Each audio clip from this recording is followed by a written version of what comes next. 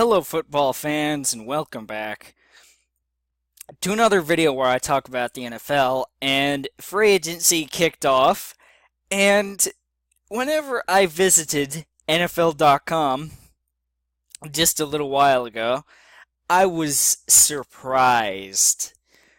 So, I think I have criticized Brock Osweiler in the past 6 months that I've made videos on this channel. And apparently the Cleveland Browns traded for Brock excuse me. Apparently the Cleveland Browns traded for Brock Osweiler. This is really surprising.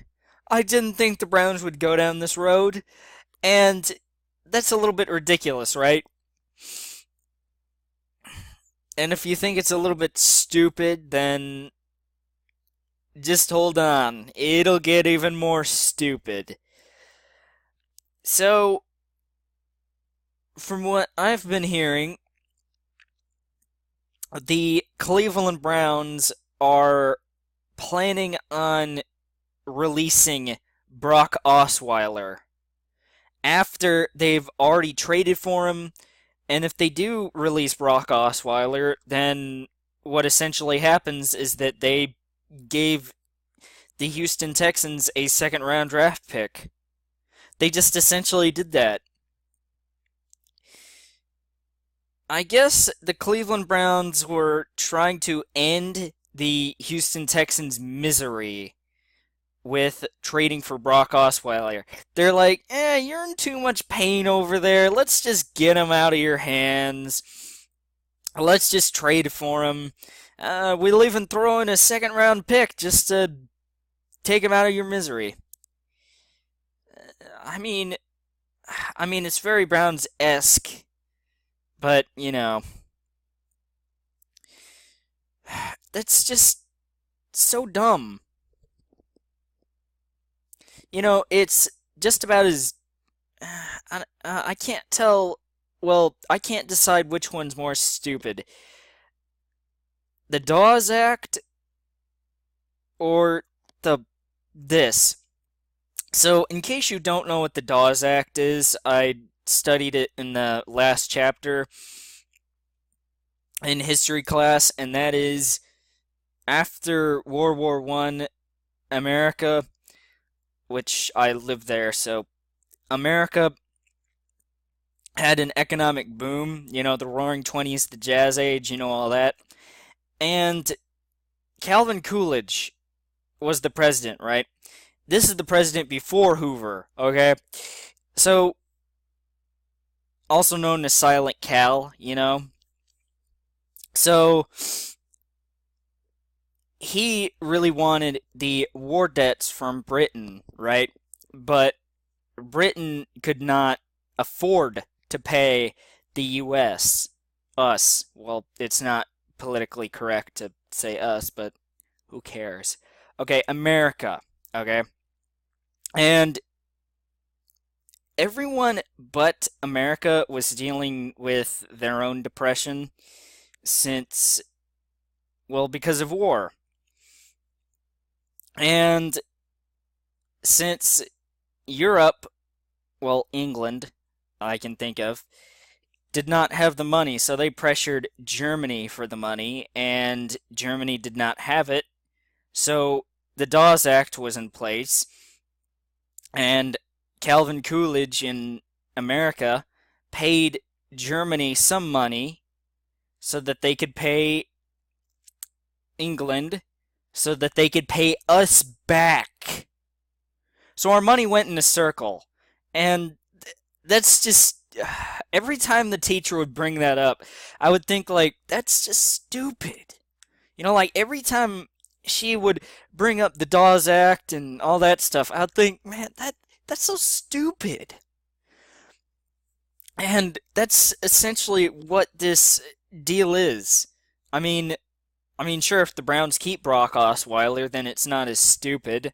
But if they just trade for him and then they release him, like, not too long after that, then what are you doing, Browns front office? Just re-sign Terrell Pryor. Just do something smart. Re-sign Terrell Pryor. Just look. I know you have $100 million in cap space, but are there really holes in your pockets that you have to take on Brock Osweiler's 72 or $74 million contract? Are you really? You drafted a quarterback last year and you signed RG3. Just man, man, if you want to get a quarterback, then just wait later on at the beginning of the second round. Just man, I would even take Tony Romo over Brock Osweiler, and I'm not too totally sold on Tony Romo anymore. I, I feel like he slipped out of his prime a little bit, but hey, he still has some competitive football left, and I don't know. Hopefully, well, I'm not saying hopefully, but maybe the Texans will trade for Tony Romo now. But anyway, so for once, I can give you a little bit of a history lesson that could actually help one or two of you. Uh, because I know that I have fans of all ages, and thus you might be learning about that in school or something. So, yeah. That may be the first and only time I ever give you a history lesson. At least it's in context. I mean, uh, it's just ridiculous. It's just ridiculous if the Browns keep him. I mean, sure, he is due for 60 million now, since 1 year of his 6-year contract, I believe, is gone. But I just don't understand why you would. I mean, Brock Osweiler is not. Well, I was about to say he's not the butt of jokes, but at least not for me. But if you're gonna get a quarterback, don't overpay for one. And if you're gonna pay a whole lot for a quarterback, then just make sure that it is a really, really good quarterback. I mean, yeah, the Texans went to the playoffs last year, but Brock Osweiler got benched. The Texans barely made it into the playoffs. In like a somewhat high school of a division last year in the AFC South. Had Marcus Mariota not gotten hurt, or had Marcus Mariota not, yeah, had he not gotten hurt for the Titans, then the Titans probably would have won the division, and I don't know how far they would have gone, but the Texans wouldn't have made it to the playoffs. And had Andrew Luck not gotten hurt too, maybe the Colts would have gotten to the playoffs and won that division. I don't know. But Brock Osweiler is not the worst quarterback in the world. At least he is not Ryan Leaf or Jamarcus Russell. But he is not someone I would want to have on my team as a starter. Maybe as a backup or a third string behind my starter. I mean, I'm not trying to criticize him here, but I just. It's more of a criticism of the Browns for doing this deal. I mean, if you. Once again, if you do release him, you are essentially giving the Texans a second round pick. There is quite a bit of talent that the Texans could use with that first pick in the second round or whenever that Cleveland thing is. If the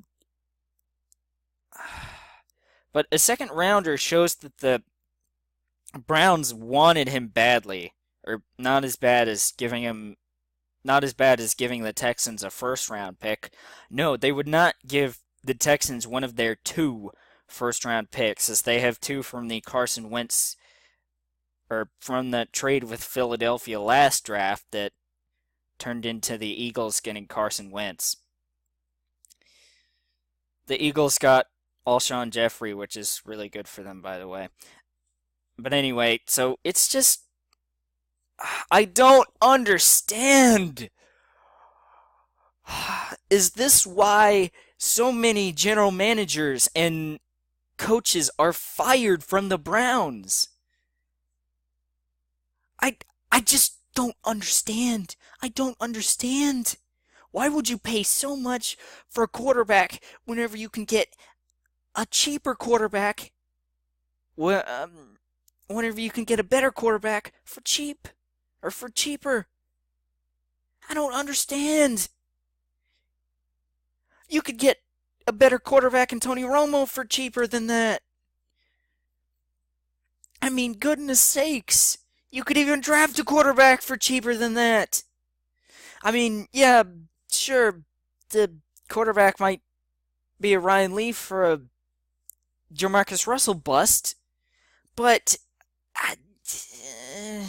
but you're still going to get him cheaper, and that still might be the same quality of quarterback no matter what. So I don't understand why you would overpay for a quarterback that has not really proven his worth yet. I mean, I don't understand.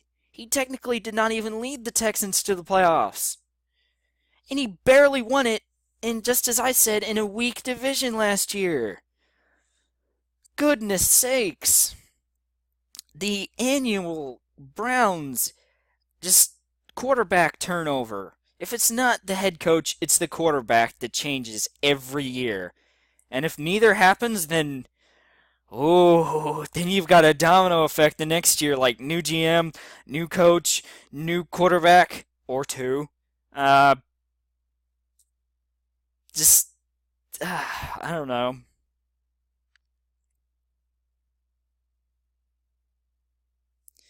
Yeah, which a Browns quarterback has not played 16 games since Tim Couch did it way back in 2001. So in 15 seasons since then, that being 2002 through 2016, no Browns quarterback has started all 16 games in a season. That's just crazy. I just don't know what they're doing up in Cleveland. I don't understand what they are doing up in Cleveland. All right, now, Brock Osweiler, jokes aside, and remove Brock Osweiler from the context. Just as I said, why would you overpay for a quarterback? For instance, I would not pay $72 million for a Tony Romo. I would not pay $72 million for a Jay Cutler. So I am not just targeting hate toward Brock Osweiler here, just as I said earlier in the video. I'm just questioning why the Browns would do something like that. It doesn't make a whole lot of sense to me. I don't understand. But yeah, so maybe the Browns will release him, maybe they won't. I don't know. The Browns are looking to move forward from Robert Griffin III, a quarterback they signed last season or last off season. The annual the annual Browns quarterback turnover is in full swing. So yes, guys, I have displayed all my opinions, and that will do it for this football nerd video. And until the next football nerd video, I will see you all later. Goodbye, guys. Thank you all for watching, and as always, go Panthers.